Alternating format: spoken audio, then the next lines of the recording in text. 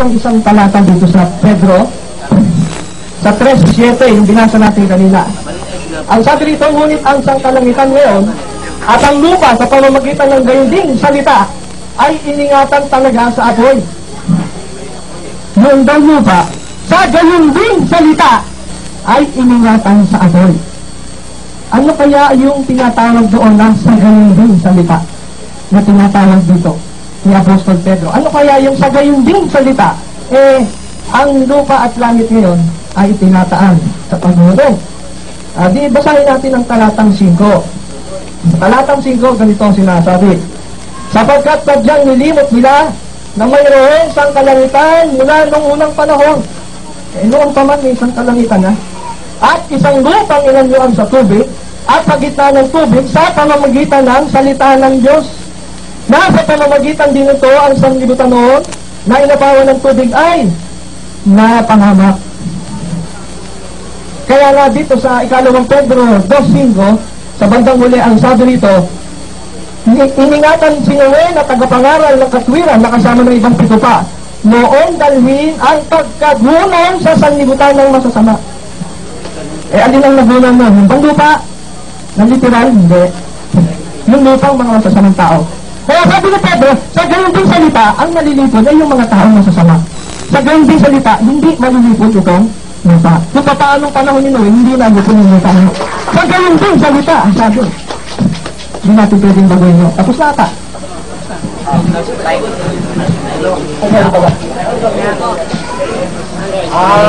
Mabuti po, wag na natin gamitin yung pagkatanungan.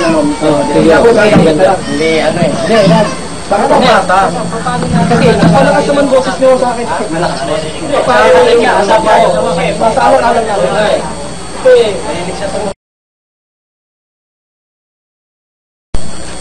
Sabi mo, hindi literal yung masusunog sa ikalawang Pedro. At pinapakahulugan mo, nagbasahin mo ang awit ni 26, ay ibig mo sabihin, ang masusunog doon ay yung mga tao. Ganun ba ang ibig mong talagang sabihin? Ito po ang sagot. Sapagkat ang nagkasala ay yaon mga taong nananahan doon, hindi ang lupa. Ang lilipas po ay ang mga taong lupang masasama. Hindi po ang lupa. Hindi po nagkasala ang lupa. Hindi tanong ko lilipas, ang tanong ko yung masusunog na sinasabi sa Pedro. Pinakakahulugan mo ka mo, hindi literal na lupa yun, di ba? At ang pakahulugan mo sa literal na hindi literal, mga tao, ang sabi mo. Ngayon, ang tanong ko sa'yo, ganito, yung bang susunog na apoy, literal naman o hindi? Ang apoy sa Biblia ay maaaring lumarawan sa isang symbolikal na paraan. Ito'y maaaring lumarawan sa mismong paglipol. Ang sagot mo. Hindi, ako sumasagot, tuturuan niyo ako. Ang sabi mo ang tinatanong ko sa'yo, yun sa Pedro. Nasa Biblia.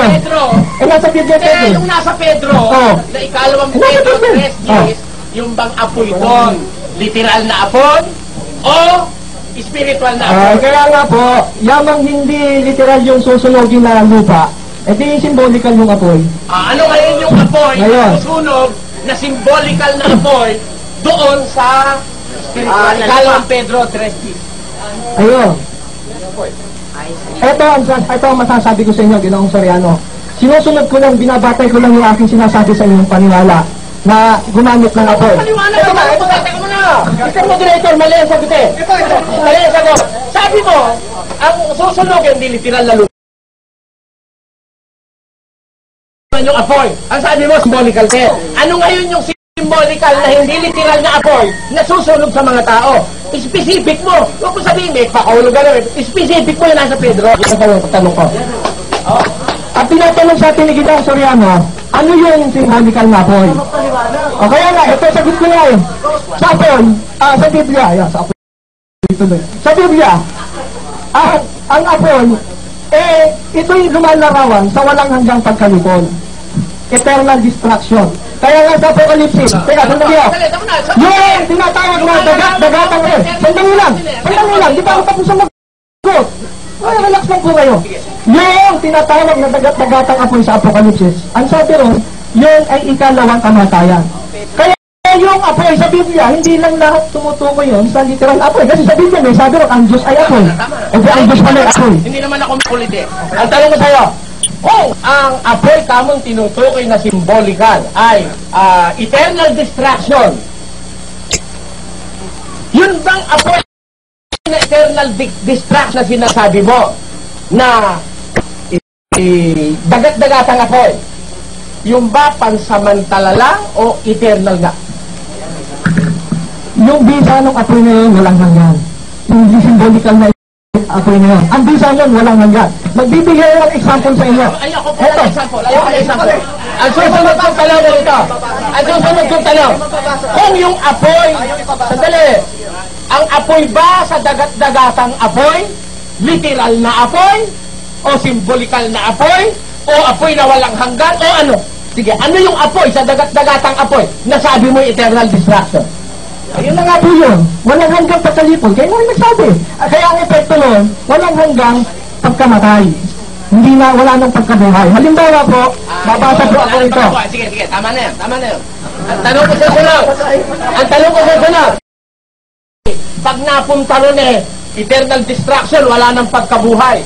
Si Satanas ba, pag nilagay sa dagat-dagatang apoy, mawawala ang existence ni Satanas? Tanong ko, sagutin mo. Kung walang hanggang pagkalipol yun, lilipulin naman talaga ng Diyos si Satanas Hindi naman magtatagal yan Ewan ko lang, ba't gusto nyo atang panatilihin si Satanas? Lilipulin ng Diyos yan, gagamitin yung apoy. Huwag ka mag-side comment. Mali ang ginagawa mo. Wala akong sinabi na gusto kong si Satanas ay manatili. Ang tanong ko ganito. Kung mawawala na ba ng buhay si Satanas? Mawawala na ba ng buhay si Satanas pag nilagay na siya sa dagat-dagatang apoy? Yun ang sagutin mo. Huwag ka magsaside comment. Kasi yung tanong na yung pang-elementary, wala na kung ba mas mahirap doon. Elementary ayaw mo sagutin! Elementary ayaw mo sagutin mo!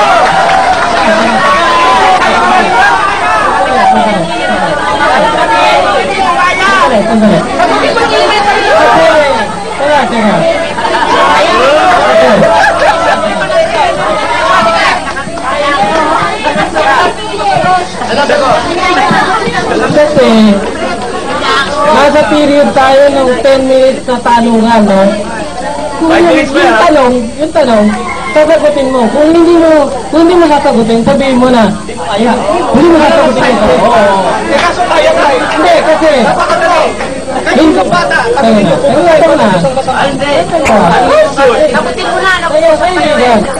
Kasi hindi ko pwedeng sasabihin mo na, parang chicken feed lang siya. Yung tanong chicken feed. Yung tanong, hindi. Kasi hindi pa pwede sasabihin mo yung tanong, very elementary. Yung personal ni Gino. Hindi. Oo nga. Kasi kung gano'n na sasabihin mo elementary, then mag-set tayo ng standard na. Eto, huwag kayo nahatol na tama na kung may mabasa. Pag-aaralan natin kung tama o pagbasa. Baka mamaya sinisinsay ninyo.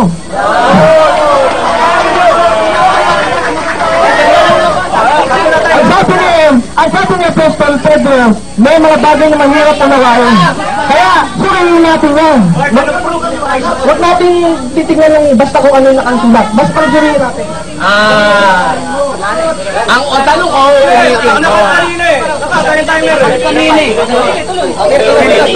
ko, ulitin ko. Huwag natin silang sisihin dahil kuminsan talagang ganyan. Ang audience nakakasabat dahil nakikita nila alam mo yung mirror, mas mahusay yan doon sa talagang nagdadami.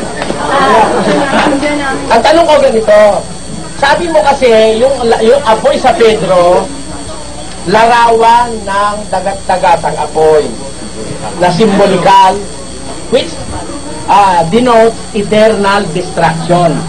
When you mean eternal destruction, you will cease to exist. Mawawalan ka na ng pag-iral. Ang tanong ko sa iyo ganito, kung mabasa ko na miski sa dagat-dagatang apoy, hindi mawawala ang existence ni Satanas, tatanggapin mo, nanloloko ka. Ito po tanong ko. Sagot! Nakasagot. Hindi po ninyo panahon magpatotoo ngayon, ay panahon na magtama.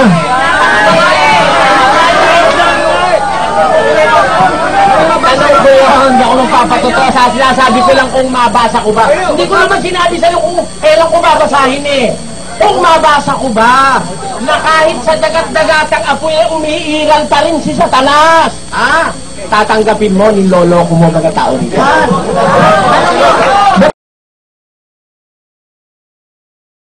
Ano, pwede ba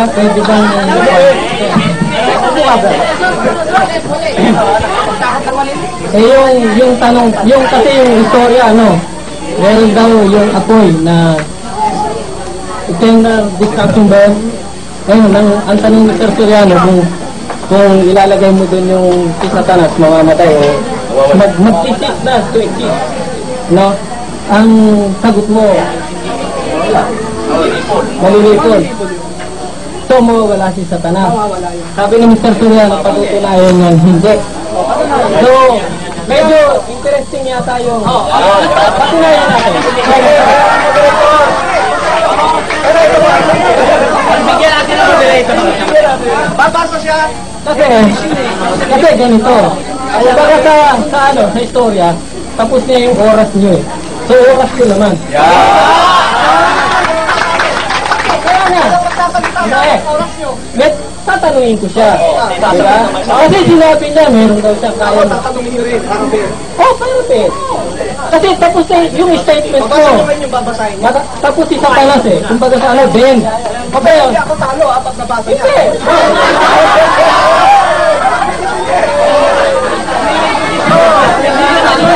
Mga kaibigan, dito, sa tingin ko, walang panalo, walang talo. Kaya, okay. Hindi. Sige. Tanong natin, Mr. Soriano, paano ba yun? Ganito po kasi yan. Kasi yung sinabi niya na yung daw apoy, sandali lang po. Wala nang oras yan. Wala, hindi ko pa oras po. Direktiba yan. Kasi yung pong tanong niya, yung pong sagot niya, na yung daw apoy sa Pedro, larawan daw yun ng eternal destruction. Which means, yun eh. Kasi alam nyo, dito po sa Mateo, sabi ng ating Panginoong Jesucristo sa 25,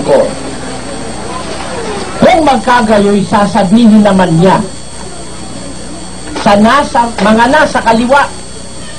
Ito kasi isang senaryo, kukwento ko na lang yung umpisa. Titipunin niya lahat ng tao sa lahat ng bansa. Ilalagay niya yung iba sa kaliwa, lalagay sa kanan. Pagkatapos mo na mailagay sa kanan at sa kaliwa ang lahat ng mga tao, ang sasabihin niya sa nasa kaliwa ito. Kung magkagay, sasabihin naman niya sa mga nasa kaliwa, magsilayo kayo sa akin, kayong mga sinumpa, at sa apoy na walang hanggan, na inihanda sa diablo at sa kanyang mga anghel. Dito po may binabanggit si Kristo na apoy na walang hanggan na inihanda sa diablo at sa kanyang mga anghel. Ang gusto kong pansinin nyo, mga kababayan, ang walang hanggan, hindi yung distraction. Ang walang hanggan, yung apoy. Naintindihan nyo?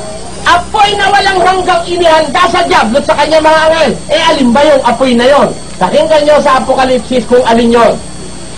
At ang diablo na dumaya sa kanila ay ibinulid sa dagat-dagatang apoy at asupre na kinaroroonan din naman ng hayop at ng bulaang propeta, at sila'y pahihirapan araw at gabi magpakailanman.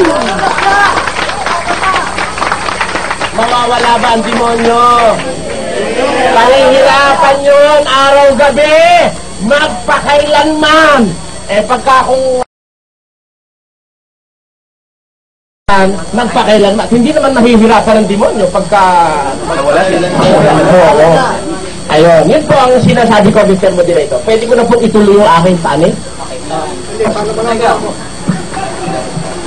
Teka, sabi mo yan. Hindi mamaya, pagkakaroon naman. Sige na. Pero ko pa naman tayo. Okay, mag-uumpisa ako ng alas 3. Balik natin. Mag-uumpisa ako sa alas 3. Mr. Timer, pasensya ka na, naalila ka namin, ano?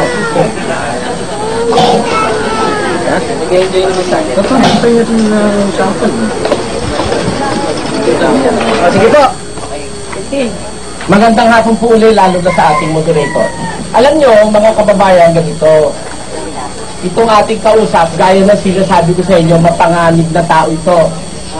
Gumagamit ito ng mga terminasyon na magliligaw sa isang hindi nakakaunawa ng buo sa Biblia. Ang sabi ko kanina, ganito. Sabi ko, yung pag-uusap batay sa Biblia.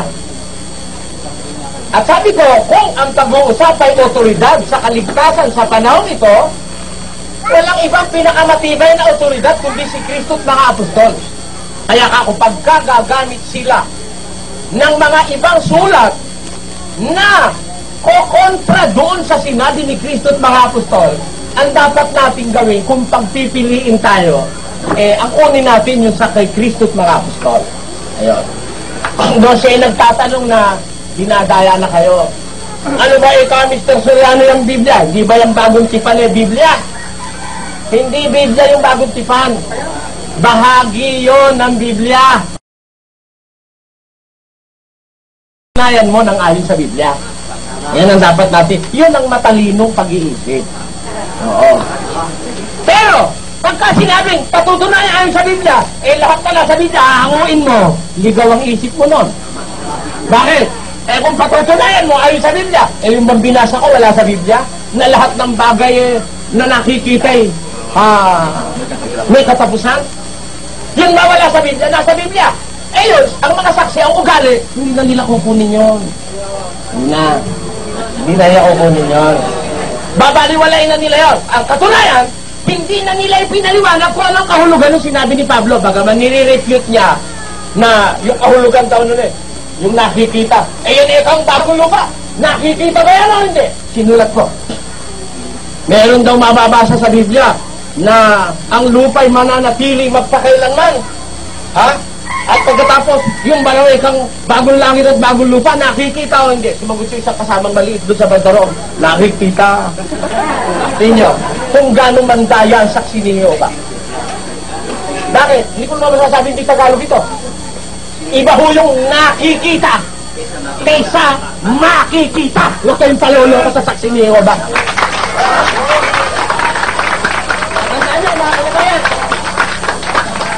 Yung lupang ito na sinasabi ni San Pablo, lahat ng bagay na nakikita, present progressive. Sabi ni Pablo, lahat ng bagay na nakikita, kailan? Ngayon. Nakikita, present progressive. May katapusan.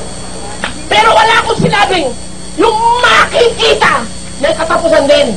Iba ho yung makikita sa nakikita. Naintindihan mo ba? Ano po ang tema, mga kababayan? Paalala ko lang. Lupang ito. Tinuro na ha. Hindi na pwede tayo magkamali.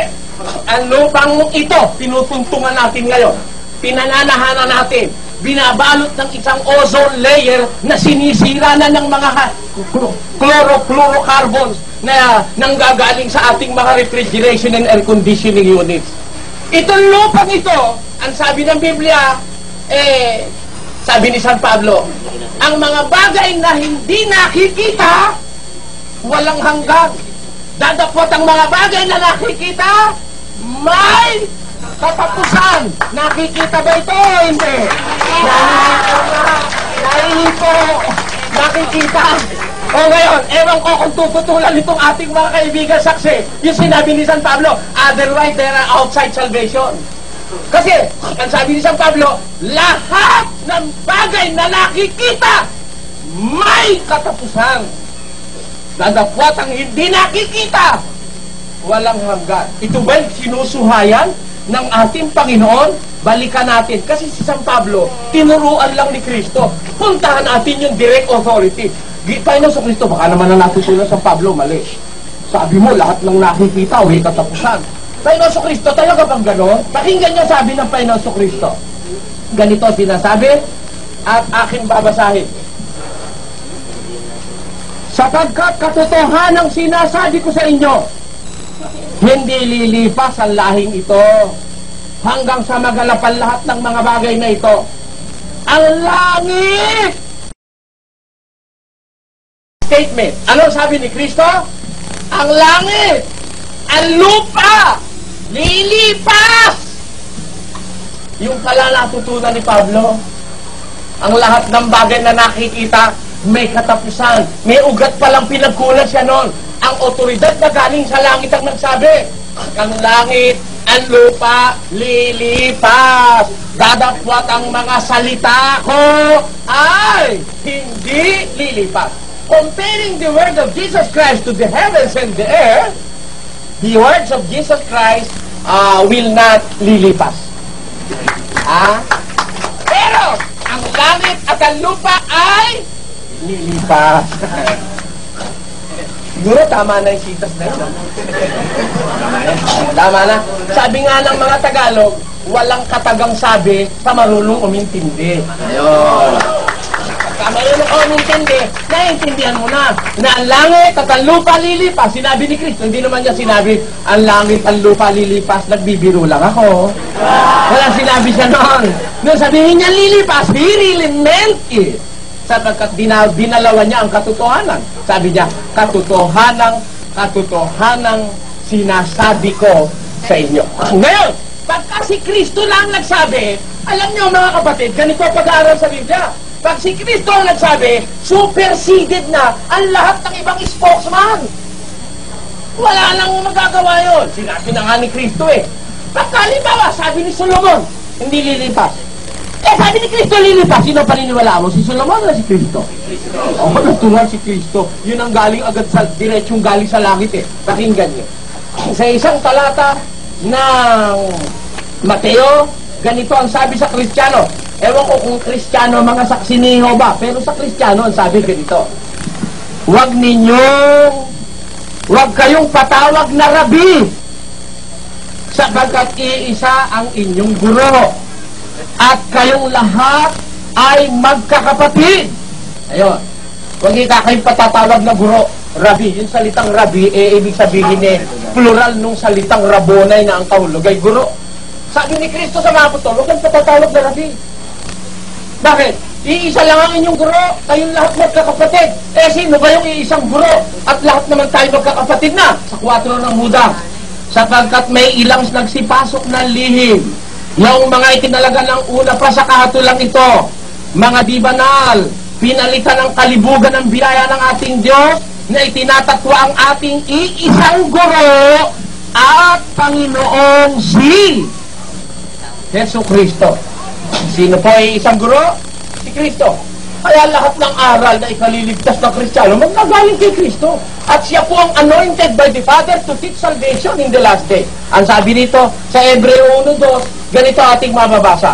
Ang Diyos na nagsalita ng unang panahon sa ating mga magulang, sa iba't ibang panahon at sa iba't ibang paraan, sa pamamagitan ng mga propeta, ay nagsalita sa atin sa mga huling araw na ito sa pamamagitan ng kanyang anak, na siyang itinalaga na tagapagmana ng lahat ng mga bagay, na sa pamamagitan naman niya ginawa ang sanglibutan. Sino po ang pinagsasalita ng Diyos ngayon sa ating panahon? Hindi na ho si Moises eh.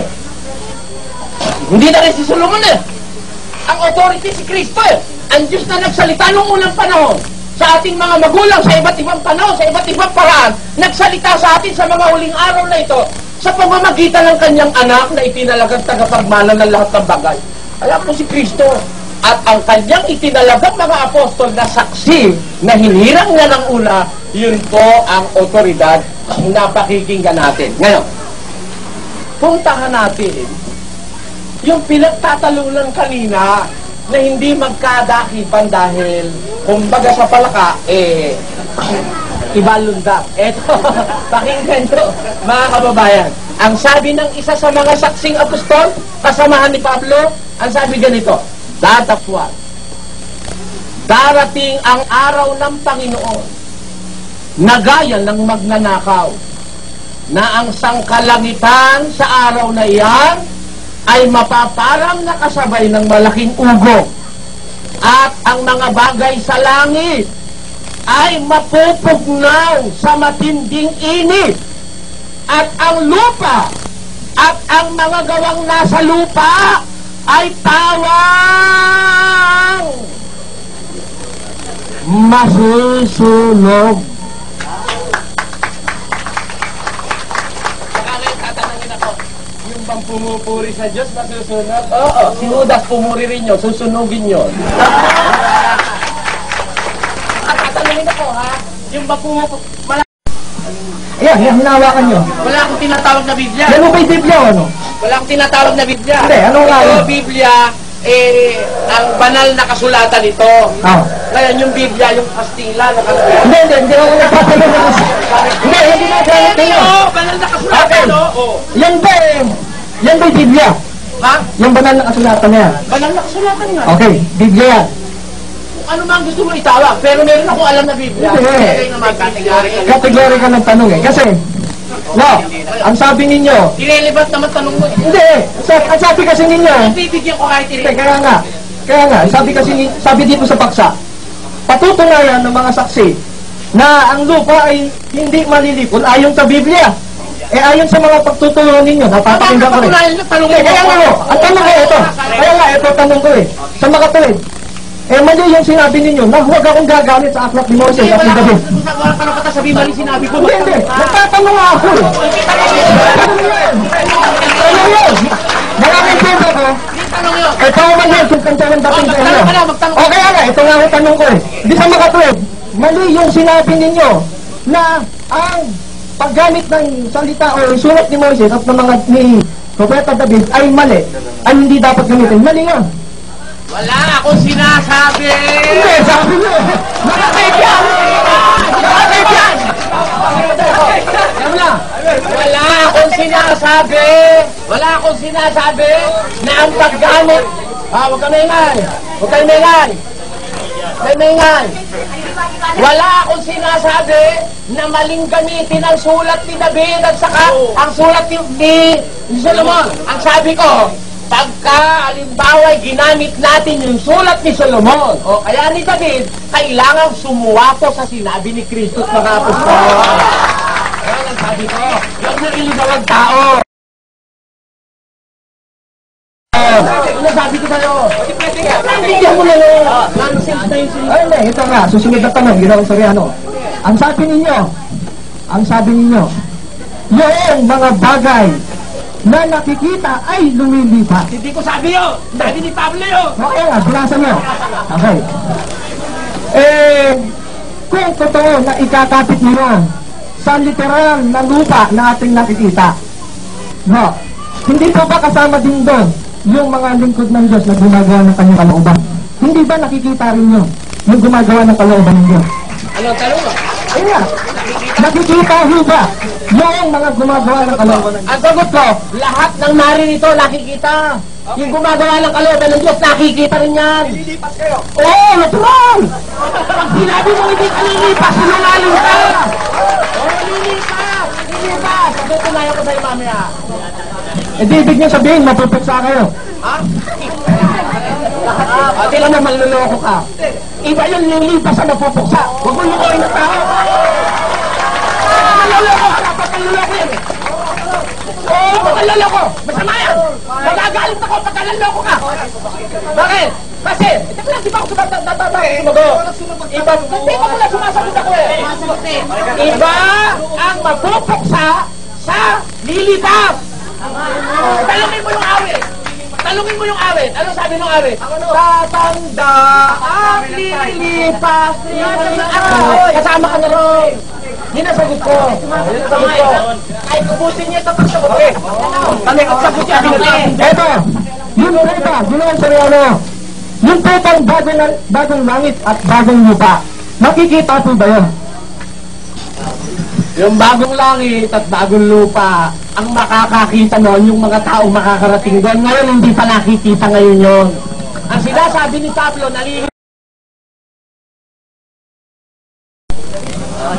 ang sagot ko, ang sabi ni Pablo, lahat ng bagay nalilipas, yung nakikitang pangkasalukuyan, iba yung makikita sa hinaharap. Ayun. Yung sagot ko, maliwanag na yan, ha? Ito yung tanong na ayaw niyong ulitin ko. Yung po bang pumupuri sa Diyos ay kanyang lilipulin o ililigtas ngayon? Isa sasagot mo. Ang tanong niya, kung yun daw pumupuri sa Diyos, ay kanyang lilipulin o ililigtas niya. Alam nyo, mga kababayan, yung tanong niya, irrelevant of the topic. Irrelevant. Kasi nag-uusapan, specificamente, ang lupang ito, masusunog, lilipas. Hindi yung pumupuri sa Diyos ang lilipas at masusunog. Yun ang aking sagot. Yun. Yung po bang lupang ito, hindi po ba pumupuri sa Diyos to? Kung ang pag-uusapan, itong lupang ito, ano? Itong lupang ito. Ano ibig mo sabihin doon sa lupang ito? Ito, sinasabi nyo. Ito, lupa. Lahat. Pag sinabing lupang ito, anong implikasyon ng sinasabi mo lupang ito? Liwanagin mo muna. Ito ba lang lupa? O pati establishmentong nakalagay dyan? Pati yung sistema dyan? Kaya nga, sinililiwanag ko tanong mo. Liwanagin mo. Liwanagin. Hindi. Kasi sabi niyo, ginamit niyo salitang lupang ito. No? Nalilipas, sabi niyo. O di, ito yun. Alin nyo? Ito, inaapakan natin. O, yun lang inaapakan. Ito planetang lupa. Planetang lupa. Oo. Kasama sistema? Hindi na, basta yung nasa tema natin. Yung nasa tema ng lupa. Hindi sistema, yung nasa lupa. Yung nasa tema natin ng lupa. Ito yung planeta. Ngayon, ang tanong ko sa inyo, hindi ba pumupuri sa Diyos tong lupang ito na nasa tema natin? O ang pag-uusap dun sa nasa isip kong lupang ito. Kasi iba po yung lupang ito na nasa isip niya. Hindi, nasa tema yun. Ito muna. Hindi pa ako tapos eh. Nasa isip ko, nasa tema. Hindi. Yung nasa... Ang temang sinasabi kong lupang ito na nasa isip ko at baka iba yung nasa isip niya, ang lupang ito sa tema, itong lupang nakikita, yung laman ng lupang ito, pati yung sistemang balakyot na narito. Ayun, ang sinasabi ko tema na lupang ito. Ngayon, kung yun pumupuri sa Diyos sa palagay mo, nasa sa'yo yun. Wala po bang mababasa sa Biblia na ang mga nilikha ng Diyos, katulad ng langit at lupa, pumupuri sa Diyos? Kung ang pagpuri ang pag-uusapan, pati buwaya pumupuri sa Diyos. Yan ang sagot ko. Kaya ang tanong ko ganito, ang sabi niyo kanina, kung si Judas pumupuri sa Diyos. Ang tanong ito, pumuri sa Diyos. Ngayon, kailan siya pumuri sa Diyos? Nung siya ba ay hindi pa nagkakasala o nung nagkasala na siya? Anong tanong? Kailan? Nung hindi pa nagkakasala. Nung hindi pa gumagawa ng mortal na kasalanan. Yun. Nagtatanong. Di, top time na ba? O yan, di wala na. Iyan na lang natin sa tayo. Kasi anong 2 minutes na doon sa 20 minutes, may 2 minutes na consume. Tumigil tayo ng 22 minutes, no? So, meron pang 2 minutong natitira. Tuloy ang tanong. Tuloy ang tanong. Ito po, ang sabi niya, kung si Judas pumupuri sa Diyos pumuri sa Diyos tapos sabi niya, yun daw nung siya'y naglilingkod sa Diyos. Ang tanong ko ito, ibig niyo bang sabihin ang lupa na ating tinatahanan ayon sa tema nagkasala sa Diyos, kaya itutupok sa inyo? Alam nyo, mga kababayan, inililigaw kayo nitong ating kapatid. Ito nga, sagot ko! Siyempre sila kausap natin. Sasabihin mo sagot ko, hindi sa tao. Alam mo, masusunog, hindi mapupuksa. Iba po ang kahulugan sa Biblia lang mapupuksa. Kaya sa masusunog. Pwede ba? Kita po. Pwede kang nasulog pero hindi ka napuksa. Yung mga unang Kristiyano, sinulog ni Nero. Pero pinuksa ba yun? Niloloko kayo dito Niloloko kayo. Yung mga sinasabi sa termino O, kaya mo kung sasabi pa panluloko. Nakaharap ka kay Soriano, hindi ka lulusot. O, sige. E di ang sabi ng Biblia, ang lupa masusunog. E di hindi mo pupuksa ang lupa. Ang lupa masusunog. Ano ang kasunod nung pagkasunog? Hintayin mo mamaya. Kasi hindi mo pupuksa. Sabi kasi niya, pag masusunog, hindi mo pupuksa. Eh, ang tema nila, hindi mananatili ang lupa. Eh, di mo pupuksa. Eh, pero ito ngayon, pinatutunayan niya, masusunog lang, pero hindi manilipon. Ayaw mo. Okay. Kaya nga, ito susunod na tanong. Ngayon, ang tanong ito. Ang sabi ninyo, ang lupa masusunog. Di po ba? Hindi ako may sabi sinabi. Okay, ano. Uulitin ko lang yung itinanong kong huli. Kung ito ay masusunog, sa mga kapatid, meron pa lang, hindi ninyo natitiyak na ito'y malilipon. Alam mo kapatid, ano, para makatiyak ka. Kasi nasabi ko, ang sinabi ko, na binasa ko sa Biblia, masusunog. Kung ano ang susunod na pangyayari, hintayin mo mamaya sa pagtayo ko, di pa natatapos ang pindig ko. Pero tatandaan ko nun ang sabi ko ni Gimen Soriano, kapag masusunog, hindi malilipon. Kapag hindi masapagka. Tatandaan nyo. Hindi, teka, sinaklarify. Tapos daw yung 10 minutes. Thank you. Oh, sige. Patunayan ko kayo.